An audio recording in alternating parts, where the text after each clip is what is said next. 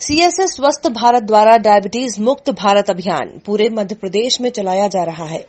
आइए आपके अपनों को दिलाएं डायबिटीज और ब्लड प्रेशर से मुक्ति। अधिक जानकारी के लिए संपर्क करें 9993030692 9993030957।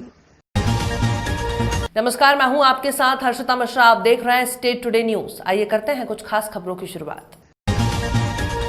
सिंगरौली कोरोना वायरस को लेकर देश भर में बढ़ती जा रही सतर्कता को लेकर सिंगरौली एसपीटी के विद्यार्थी ने आज कोतवाली परिसर में ग्राम रक्षा समितियों की बैठक लेते हुए सावधानी बरतने और सुरक्षित रहने के लिए जारी गाइडलाइन का पालन करने अहम सुझाव दिए। कोतवाली परिसर में शनिवार दोपहर आयोजित इस बैठक में सीएसपी देवेश पाठक, टीआई अरुण पांडे सहित समितियों के सदस्य और गणमान्य नागरिकों को सुझाव देते हुए एसपी विद्यार्थी ने गाइडलाइन जारी की और उसको पालन करने के लिए निर्देशित किया। इस मौके पर टीआई पांडे और सीएसपीसी पाठक ने भी अपने सुझाव दिए। वहीं मौके पर मौजूद लोगों ने अपनी व्यवहारिक दिक्कतें भी बताईं। इस आयोजन में उपस्थित हमारे सीएसपीसी देवेश पाठक जी, थाना कुमारी श्री अरुण पांडे जी, व्यापार मंडल के अध्यक्ष श्री केसी जी, हमारे मीडिया के साथियों और हमारे बहन के दूरस्थ अंचल से आए हुए हमारे सभी रक्षा समिति के सम्मानीय भाइयों। कोरोना महामारी से पूरी दुनिया जूझ रही है। वहीं दूसरी तरफ लोगों में मारपीट का सिलसिला रुकने का नाम नहीं ले रहा। जी हां, बात कर रहे हैं मध्य प्रदेश सिंगरौली जिले की, जहां पर सिंगरौली जिले के बिजौली ग्राम का ये मामला है, जहां पर युवक लवकेश शर्मा पिता राम लल्लू शर्मा उम्र 25 वर्ष जो जबलपुर में रहकर अपनी पढ़ाई करता था, जहां पर युवक के गांव की ही लड़की अनुराधा शर्मा पिता राम मनोहर शर्मा जो पहले से ही शादीशुदा थी किसी दूसरे व्यक्ति के साथ जो जबलपुर में पढ़ाई करती थी, फिर भी युवक लवकेश शर्मा और युवती अनुराधा शर्मा दोनों की बातचीत लगातार चलती थी। बातचीत संबंध में बदल गई और धीरे धीरे मामला जब घर में पता चला तो युवती अनुराधा शर्मा लड़की से शादी करने के लिए कहा, जो कि युवक ने मना कर दिया। तब जाकर युवती और उसके परिजन ने मिलकर कोतवाली थाने में एफआईआर कर युवक के ऊपर 376 पॉस्को एक्ट जैसे मुकदमा कायम करवा करके उसको सेंट्रल जेल भिजवा दिया है। मैं अभी बोलने में बहुत असमर्थ हूँ। हाँ, मेरा नाम लवकेश शर्मा है जी। और वो लोग मुझे बहुत बहला फुसला करके बुलाए जी। मैं 4 बजे शाम को क्रिकेट खेलने गया था नौगढ़ ग्राउंड में। जी जी जी। तो उन लोगों को कॉल आया जी। उन्होंने बोला कि आपके वकील आ रहे हैं, आइए अपना केस खत्म करवा दीजिए, पुराना केस था हमारे ऊपर। जी जी। और इसके बाद वकील आ रहा है और हम लोग भी आए, कुछ बन रहा है, खा पी लीजिए। जी। इसके बाद मैं बोला अभी तो नहीं आ पाएंगे, मैच खेलते हैं। इसके बाद मैं वहाँ से घर आया। जी। फिर 7:30 बजे शाम को लोगों का कॉल आया। फिर मैं बोला आ रहा हूँ 10 मिनट बाद। जी। फिर मैं घर में खाना खाया, इसके बाद उनके यहाँ गया। मैं बाहर में बैठा था और 10-15 मिनट पानी पीने उन्हें के लिए आया। फिर 10-15 मिनट बाद जी सूरज शर्मा बोले कि अंदर नहीं आओगे। जी। फिर उन्होंने, मैं बोला कि नहीं अंदर नहीं, बोलो क्या काम है यहीं पे। जी। चलो। फिर ज़बरदस्ती उन्होंने मुझे अंदर खींच लिया। तो मेरे साथ एक मेरे गाँव बीती शाम लगभग 6 बजे हाईवे पद्मी चौराहा पर कंटेनर और मोटरसाइकिल की भिड़ंत में मोटरसाइकिल में सवार बरगवा निवासी संतोष यादव और अंकित ठाकुर की मौके पर ही मौत हो गई, जिसके बाद भारी भीड़ इकट्ठा हो गई और लोगों में नाराजगी दिखाई दी। बाद में अंजनिया पुलिस द्वारा कंटेनर को पकड़ लिया और कार्रवाई की जा रही है। बेटी से छेड़खानी करने से नाराज पिता ने युवक को मौत के घाट उतार दिया। घटना रहली के घाट पिपरिया गांव की है, जहां 4-5 जून की दरमियानी रात रवि बसौर पिता बलिराम बसौर ने गांव के ही हल्ले उर्फ नरेंद्र पटेल की उसके घर के दहलान में सोते समय धारदार हथियार से हत्या कर दी। पुलिस अधीक्षक अमित सांघी ने इस हत्याकांड का खुलासा करते हुए सोमवार को पुलिस कंट्रोल रूम सागर में जानकारी दी है। पुलिस ने बताया कि हत्या के बाद पुलिस ने गांव वालों से पूछताछ की, जिसमें पता चला कि गांव के रवि बसौर की लड़की को मृतक हल्ले उर्फ नरेंद्र पटेल द्वारा परेशान किया जा रहा था, जिससे गुस्सा होकर रवि ने हल्ले पटेल को दहलान में सोते समय कुल्हाड़ी से उसके सिर पर मारकर उसकी हत्या कर दी और कुल्हाड़ी को अपने घर के कमरे के पलंग पेटी के नीचे छुपा दिया। पुलिस ने आरोपी को गिरफ्तार कर लिया है। घाट पिपरिया का 4 और 5 की दरमियानी रात ये अपने घर में दहलान में सो रहा था हल्ले प्रजापति। इसके सिर पे किसी ने धारदार भारी हथियार से वार करके इसकी हत्या कर दी और ये भी ब्लाइंड मर्डर था और इसके पहले भी जो अभी केसली का हमने बताया था वो भी ब्लाइंड मर्डर था। और इसमें अच्छी बात ये रही कि मौके पे तुरंत हमारे एडिशनल एसपी, एसडीओपी और पूरी टीम रैली थाने की टीआई समेत वहाँ काफ़ी समय तक बनी रही और वहीं से मौके से ये क्लू मिला कि गांव की ही एक लड़की है जिसके साथ इसके कुछ इसने बातचीत करने की कोशिश की थी, कुछ संबंध बनाने की कोशिश की थी। तो उस लड़की का पता किया गया और फिर अंततः पता चला कि लड़की का जो पिता है रवि बसोर, उसने रात में इसकी कुल्हाड़ी मार के हत्या की।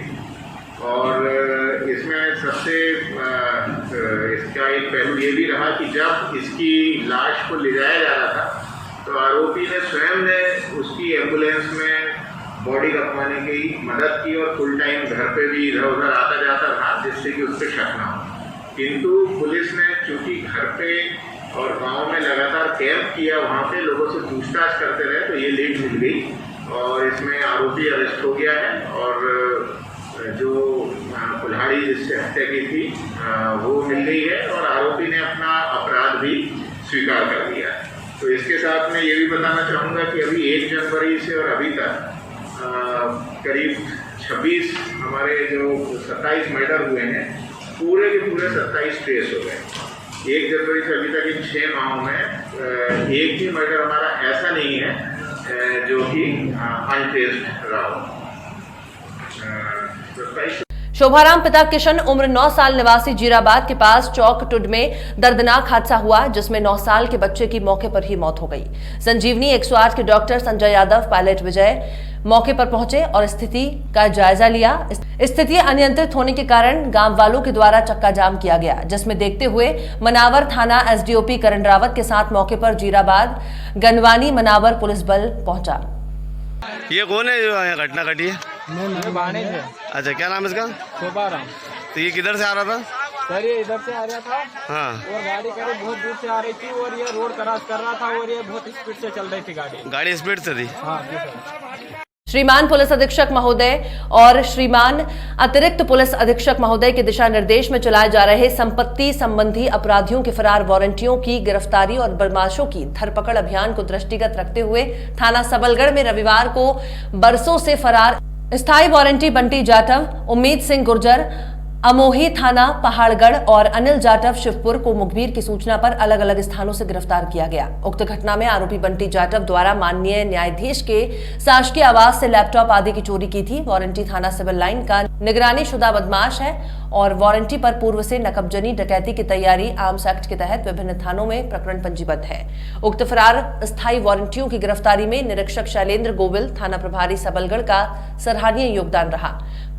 आज जो आपने स्थायी वारंटी पकड़ी है, 3 वारंटी, उनके विषय में बताएं क्या है कैसे? श्रीमान पुलिस अधीक्षक महोदय और श्रीमान एडिशनल एसपी महोदय के निर्देशन में एक संपत्ति संबंधी अपराधियों की धरपकड़, उनके फरार वारंटियों की धरपकड़ की मुहिम चल रही है, जो दिनांक 1/6 से प्रारंभ हुई है और महीने भर चलेगी। उसी तारतम्य में श्रीमान एसडीओपी महोदय जौरा के निर्देशन में थाना सबलगढ़ द्वारा पुराने स्थायी वारंटी जो कि करीबन 10-11 वर्ष से फरार थे और घटना घटित करके दिए हुए पते पर ना रह के अन्यत्र रहने लगे थे, उन्हें आज मुखबिर की सूचना पर अलग अलग जगह से पकड़ा है।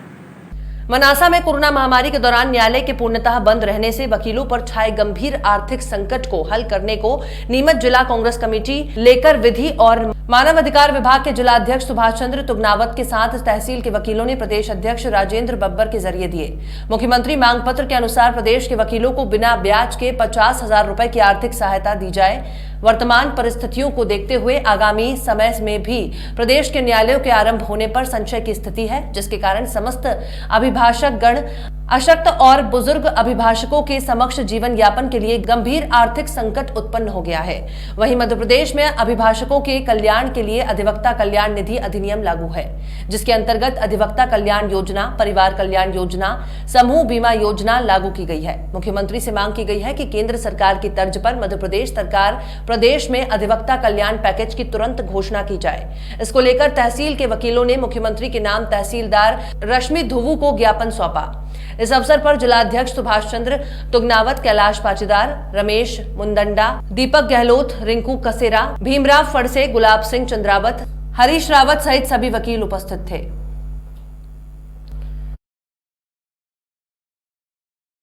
मांदरी हाई स्कूल में मंगलवार से 12वीं की परीक्षा शुरू हो रही है। परीक्षा 2 चरणों में हो रही है, जिसका प्रथम चरण सुबह 9 बजे से 12 बजे तक और दूसरा चरण 2 बजे से 5 बजे तक होगा, जिसकी तैयारी पूर्ण तरीके से हो रही। कक्षाओं को सैनिटाइजर किया गया, सोशल डिस्टेंसिंग के लिए चूने के गोले बनाए गए, समस्त विद्यार्थियों के लिए मास्क की व्यवस्था भी की गई। केंद्र अध्यक्ष का कहना है कि जितने भी विद्यार्थी परीक्षा में शामिल होंगे सबकी थर्मल स्कैनिंग की जाएगी और जो विद्यार्थी बिना मास्क के उपस्थित हुए उनको मास्क की व्यवस्था भी की जाएगी और जिन विद्यार्थियों का टेम्परेचर हाई हुआ तो उनके लिए आइसोलेशन कक्ष की व्यवस्था भी की गई है।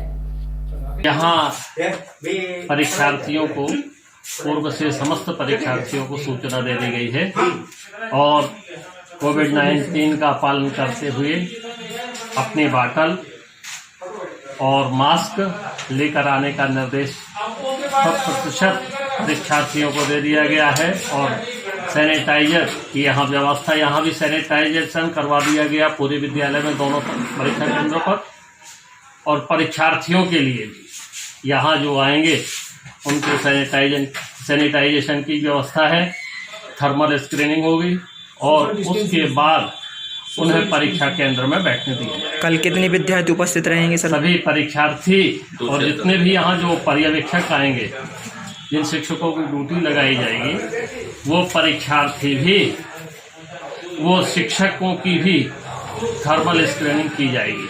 यदि कोई परीक्षार्थी जिसका टेम्परेचर हाई होता है, सामान्य से अधिक होगा, उसके लिए आइसोलेशन कक्ष बनाया गया है, जहां उसे वहां बैठा करके परीक्षा दिलवाई जाएगी। यहाँ की समस्त व्यवस्थाएं मंडल के निर्देशानुसार, जिला शिक्षाधिकारी के निर्देशानुसार संपूर्ण कर ली गई है। यहाँ पर प्रथम दिन तो पानी, यदि कोई बच्चे बाटल नहीं लेकर के आते हैं तो उनके लिए डिस्पोजल वगैरह की यहाँ व्यवस्था की गई है और अन्य दिवसों से वो स्वयं अपना पानी, अपना बाटल लेकर के आए। यदि कोई परीक्षार्थी मास्क लेकर के नहीं आता है, लगा करके नहीं आता है, तो परीक्षा केंद्र पर भी मास्क की व्यवस्था की गई है, जो उनको यहाँ मास्क दिया जाएगा। कल कितने विद्यार्थी उपस्थित रहेंगे सर पेपर में? भोपाल के गांधीनगर वार्ड क्रमांक 1 में भी श्रीमती राजकुमारी कोरोना पॉजिटिव मिली। स्वास्थ्य टीम श्रीमती राजकुमारी के घर पहुंची।